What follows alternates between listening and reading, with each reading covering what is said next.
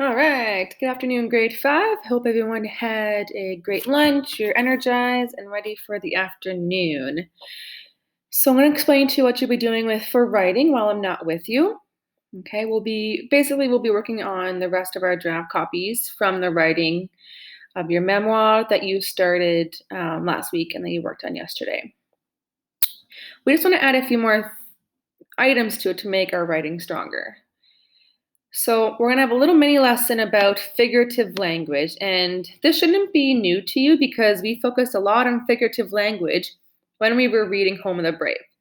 So we're going to look at how writers use similes to describe characters, actions, and setting. Similes are figures of speech in which two things are compared using like or as. So by adding in similes in our writing, it can make our writing a little bit more descriptive, a little bit more creative.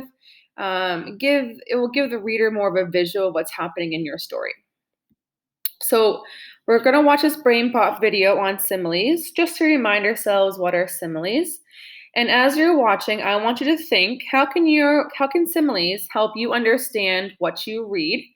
And how can you figure out a simile? So you want to think about how could you use a simile, write a simile into your memoir today. Okay, so let's watch this video.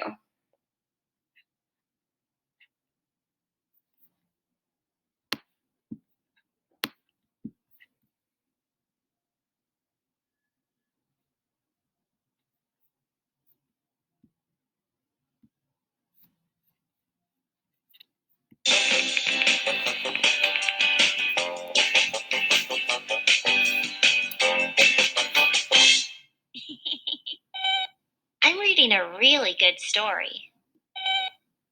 A frog and a kangaroo sat down to eat dinner. The frog's eyes sparkled like diamonds. Her stomach grumbled as loud as thunder. On the table, there was a watermelon as big as a house. I can't wait to eat the watermelon, the frog exclaimed. It's much too big for you, the kangaroo said. You're as small as a grain of sand. That's nonsense, the little frog cried. I'm hungry like a wolf. The little frog began to eat all the food on the table.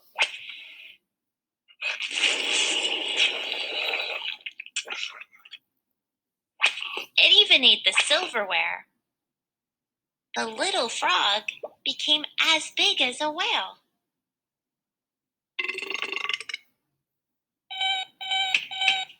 The similes in this story really bring the writing to life. What is a simile? A simile is a comparison that uses like or as. This story has tons of similes. The frog's eyes sparkled like diamonds. That's a simile. It uses the word like to compare the frog's eyes to diamonds. Her stomach grumbled as loud as thunder. That's a simile that uses as to compare her grumbling stomach to thunder. I guess similes can compare really different things to make a point. Well, a frog's eyes and a diamond don't really have much in common, but both can sparkle. And his stomach and thunder are really different, but both can rumble. Authors use comparisons to help get their message across to a reader. How can similes help you understand what you read? On the table, there was a watermelon as big as a house. The simile uses the word as to compare the watermelon to a house. I know that watermelons are big, but houses are a lot bigger. There's no way a watermelon could really be as big as a house. It's an exaggeration. An exaggeration is a claim that something is greater than it really is. Comparing a watermelon to a house makes me think it's a really big watermelon. That simile helped me imagine what things look like better. Similes can also help you imagine how characters feel. In the story, The frog was hungry like a wolf. I know that in Little Red Riding Hood, the wolf eats people. And in the Three Little Pigs, it tries to eat the pigs. So I know wolves are famous for being hungry. This frog must be really hungry if it's hungry like a wolf. Sometimes I read similes that are confusing, and it's hard to figure out what the author means. So, how can you figure out a simile? It helps to stop and think about what you read. Let's figure out what the author is trying to say with this simile, Moby.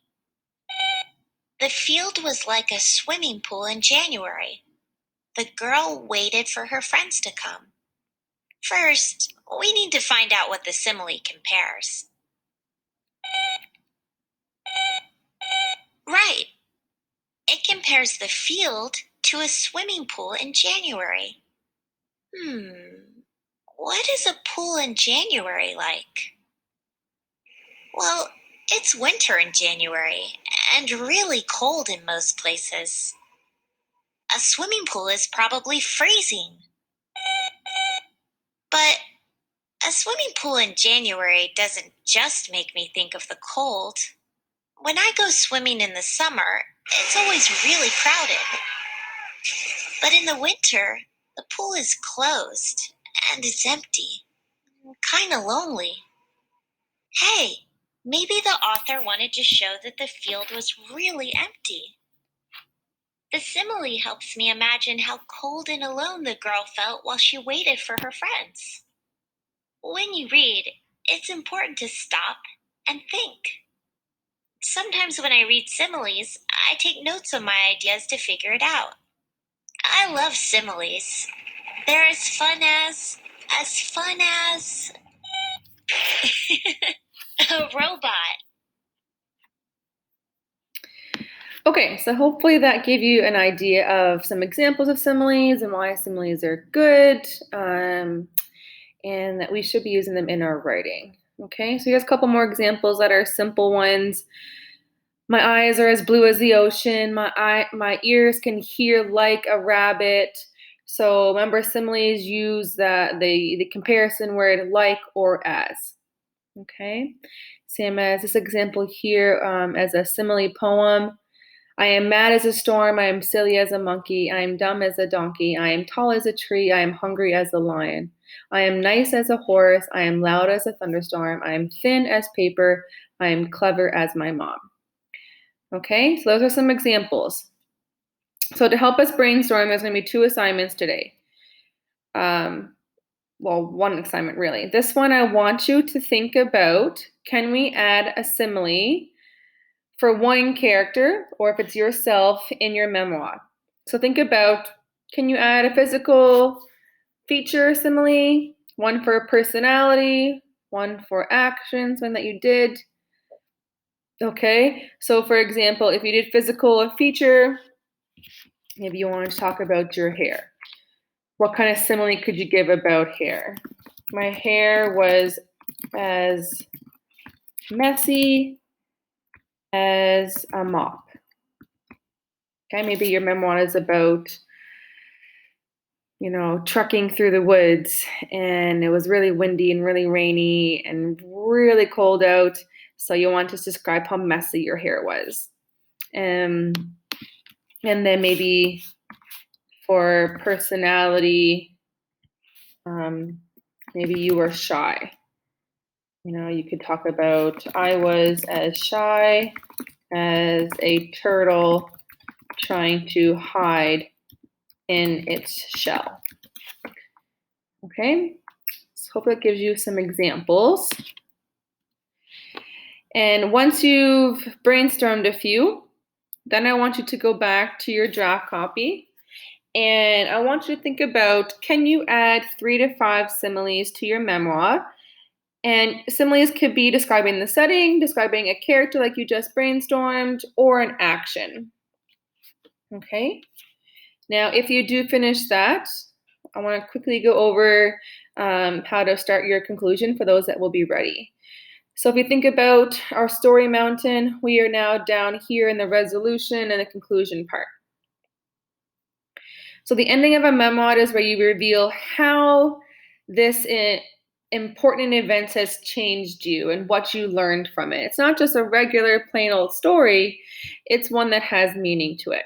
So a good ending includes a memory of the main event, your feelings about it, and then how you think/act differently because of this. So you can think about your conclusion. Think of each of these as a sentence. Have 3 sentences in your conclusion. Okay, so here's an example. I'll never forget the crack of the bat as I hit that home run. That's the memory. It's reviewing what the memory was. This is your feeling. And the way my heart pounded as the ball flew out of the park. Next color, which is how you think differently. Suddenly, I knew that I was more than just the names they called me. I knew that it wasn't just baseball I could be good at. If I worked at it, I could do anything. Okay? So that's an example. You kind of recap what is the memory, your feeling, and then how you think it's changed you and what you've learned from it. Okay? When you think about endings, this is a terrible ending right here, one that we don't want to see. So that's the end of the story about my big baseball victory. Okay, we don't need to put that in our writing. That's not a good conclusion. Okay, we don't want to write those terrible endings. We want to have really awesome endings, like the one we just saw, like this. Okay, this is bad. This one's good. Okay, don't just write the end. Okay, our goal is to make your reader understand not just what happened, but why it mattered to you. That's the whole point of a memoir. Why does this matter? Why is this important? Okay.